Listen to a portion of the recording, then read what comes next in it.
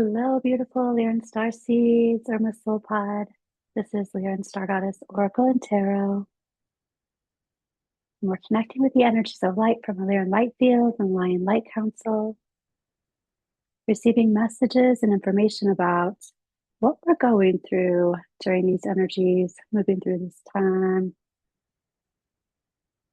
Whenever you find this reading, that's when you were meant to find it. Just connect in with me now and connect in with the Lyran Light Field. I am in agreement with Source and only Source. I am in alignment with light and only light. So the first thing that I'm noticing about our energies today, I was using Magpie Oracle for this, which I love, all these little charms. And we have the crown and the foot. If that is not divine path, I do not know what that is. That is absolutely energy of the divine path. And then using Astro Dice today, we've got the moon in Aquarius 12th house. And this is about something that has been shrouded, presumably about this divine path, is now no longer shrouded. It's the end of the shrouding, the end of a hidden thing. So this is also right next to the star, the sun card. The sun is reversed. So something that has been half illuminated is coming into full view. This makes a lot of sense with me too, coming from the tower. So this is at the root of our old wise tree spread, the root of our energy or the seeds of our energy. Here's the tower. So this is the blow you out of the water, big, huge change, big, huge shift that's happening. And the heart of the situation is talking about the Wheel of Fortune and the Hermit. We'll get there in a second, but that's also a timeline card for me.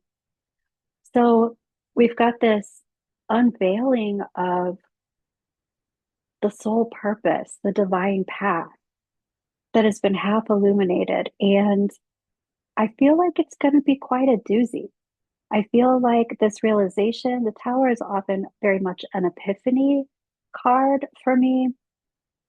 And it's not always a bad thing or a scary thing. I would say that it's just shocking. And we don't necessarily always deal with change very well. But I feel like this has a lot to do with the epiphany of recognition. It's a recognizing something. Something's illuminated and it was always there, but now, whoa, it's illuminated and you can just see it really clearly. There's a regeneration that's happening. And this looks like it's in the past, but really I feel like it's kind of for the whole energy of today. The past, we have the Queen of Cups reversed. So this, I feel like, is somebody not paying attention to their intuition, or they're not trusting their intuition, or somehow they're feeling like their intuition is off. But what I really feel like is going on is that the nervous system is talking, the nervous system activating that, empathing.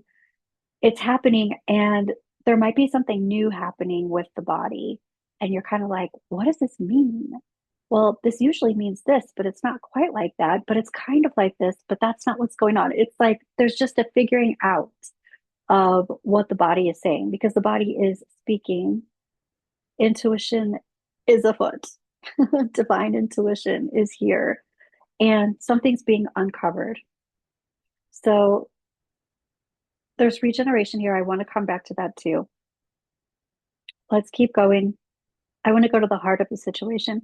So we've got the Wheel of Fortune, this timeline card, this shifting timeline portal card, and the Hermit reversed. The Hermit reversed for me, talk about being on that divine path. But the Hermit is wanting to clear space, clear energy. Reversed, it's like I need to blast everybody else's energy out of my space so that I can really, really hear myself, hear my body, hear my higher self, hear my guides. I need everybody else's energy out so that I'm not confusing it. So this is a huge time of using those transpersonal senses, grounding, energetically grounding, dropping your grounding cord, looking at your auric bubble with your mind's eye and checking it out. Use that clairvoyance. We all have it. We all do it. Go ahead and visualize it and see if there are any places that are smushed or if there's a tear somewhere and heal it. Use your own energy, move energy with intention and sew it up, mend it up, poof it out, make it a bubble, make it exactly how you want to make it, and use your grounding cord and let it just drain out anybody else's energy that is not your own. And the earth takes it and sends it back to whoever's energy it is, all kind of clean and clear without any drama or trauma, just their energy back to them and your energy staying with you. So the heart of the situation is talking about getting into that space in order to recognize, where am I in my own timeline? Am I in my most benevolent timeline? And if there is another benevolent timeline that I'm interested in, how do I get there? And this is about looking at it, seeing it, calling it in so that it is visible for you. Happening now and into the near future, we have the Hanged Man reversed, and this is being complete with hanging around, holding still, pausing. It's being complete with seeing all of the different directions and from the different vantage point, no longer having to sacrifice. I'm also hearing no longer having to fear. So if this, sometimes the Hanged Man is fight, flight, freeze, fawn. It's the freeze. Sometimes when I see the hangman, it is an indicator of being frozen for survival. In this case, if that is what was going on previously, no longer is it necessary. The big picture is the Ten of Pentacles reversed. So there's something, this all has something to do with this dysfunctional group dynamic. This could be, I'm hearing something about a leader being ousted out of leadership. Mostly, I'm talking about our personal lives and our personal energies and not so much the world at large, but take it as you will. But that's kind of what I'm feeling, someone being ousted out of, I even want to say publicity or view somehow, or somebody going undercover from a particular group or detaching from a particular group that feels like they are not accepting or they are judgmental in some way. They're just no longer feeling safe. The ground is kind of not established there for you any longer. You don't want to share the same ground with this group. That's interesting. So I also want to mention there are a ton of major arcana in the spread. We do have the Star, the Emperor, Justice, the Sun, the Hermit, Wheel of Fortune, Tower, Hierophant. I mean, seriously, the Hangman, that's a ton. There aren't that many cards out here. So this, I mean, especially with the new moon in Leo and this eclipse, this is definitely a defining energy, a defining moment, coming back to our divine path and looking at what that divine path is. You may know it, you may know what your divine path is. Sometimes people don't even necessarily click into the divine path until they have hindsight and until they look back on their journey and recognize it. And there's like seriously nothing wrong with that at all. If you live in a divine way and you connect with the Hierophant, you connect with your higher self, and you channel higher self through personality self, you are on your divine line. That's really all you need to do. And that will lead you everywhere you need to go. Just keeping that in mind. So the advice is the Hierophant, and this is the need for connection with higher self, connection with guides, angels and guides. And also this is about connecting with your own divine spiritual authority. You have the spiritual authority, for instance, to move energy with intention, to use and activate your own transpersonal senses, talk to your guides, see things from afar, astral travel, remote view. You can totally do it. We can all do it. You just have to call it in and focus and don't have any fear, don't have any worry. Just allow it. That's a practice in itself. But the soul lesson here is the King of Swords reversed. So I'm talking about all of this transpersonal senses stuff too, because the soul lesson of the King of Swords reversed doesn't necessarily know what his divine path is. He has this is like a blurriness or a fog or a confusion. And this can be from resentment, it can be from anger, it can be just because there are programs that are in place that are keeping things confusing. But this King of Swords as a soul lesson is the gamut of that. So it's having complete clarity all the way to the opposite extreme, which is being completely confused. But then there's everything in between. So this is a soul lesson of moving from one to the other, moving from different vantage points, different viewpoints, different understandings, different concepts that we take on as our own, and then shifting those, evolving from those, finding one's own truth. So that feels very significant in this energy at this time. Let's take a look at, I want to go back to this one more thing. So, happening now and into the near future with this hangman reversed, this is no longer having to sacrifice.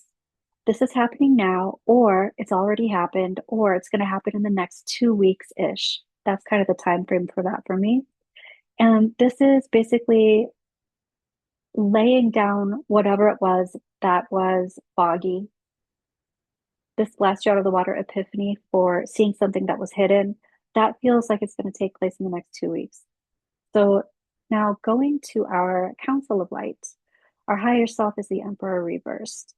This is not yet stepping into our alignment with maybe self-actualization or really taking charge of personal life. And the higher self is just bringing attention to that, where you have not taken on maybe even responsibility completely for your life. If you've been just going with the flow or coasting in some way, there is an opportunity here to really step into the divinity alignment of self. Angels and guides are talking about the Two of Pentacles reversed. And instead of spinning plates or instead of living in two different worlds at the same time, this is truly bringing the timeline together and being very present, being grounded into your present time timeline, which is super interesting. So that's why the most benevolent timeline is being activated. Call it in, see it, assume it. And future self is talking about the star.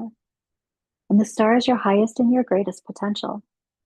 This with that timeline, that's the timeline that you're calling in, the timeline of the highest and greatest potential. The future self is talking about this time right now, presently, being the most powerful in the ways of taking on that spiritual authority, taking on that alignment of, I can create this. I can focus on what I most want to focus on rather than what I least want in my life. Focus on the things that you most want in your life. This is energetic alignment. This doesn't have to be a thing or a place that you're calling to you. It's not necessarily about manifesting as much as it is about connecting in with and matching a particular spiritual energy that you want to bring into the collective at this time. What to release? This, I'm hearing somebody say that like an old calling. And maybe it's an old calling, but this is also the idea of a certain thing that maybe came up in childhood, or maybe even when it could be a past life thing too, or something that you were drawn to when you were younger. There's something about it that hasn't been fully realized. And in this energy, it's like, don't worry about that any longer. It is either going to fall off because it's not really necessary right now, or it's going to evolve into something different that you can connect into later on. I feel like it's kind of cooking somehow, but there's something about some kind of past life draw or childhood calling that you can let go. It can be let go and it's okay. So for whoever that is for, that seems like it's kind of personal for someone. This is the outcome. I want to talk about kind of present time energy. This was past energy. There's a regeneration happening, nervous system stuff happening, not trusting nervous system or not trusting intuition and coming into a place where you are. Present time energy is seeing whatever it was that was half illuminated about the soul path. And the Page of Pentacles with this is creating, it's like you might start to see this path being lit, and then this is it actually coming into fruition. It's you're actually able to see it. It's coming into your vision more strongly, more clearly. It's becoming 3D. It's becoming a real thing. And then trajectory is karmic justice and the Eight of Cups reversed. This is just, I feel like this has to do with this thing that is being released. Just because you're releasing this thing, possibly from childhood, possibly from past life, or you're putting it on the shelf and it's okay to do that, that doesn't mean that you are abandoning justice. You're not leaving justice when you release this. This karmic justice is going to happen without that abandonment. It's going to, I feel like it's kind of regenerating. I feel like it's kind of, if you feel like it's dissolving, it's actually coming back together and recreating as something different with the same feeling, with the same loyalty, with the same justice, with the same essence that you wanted to bring into the collective at this time in this lifetime. It's still there.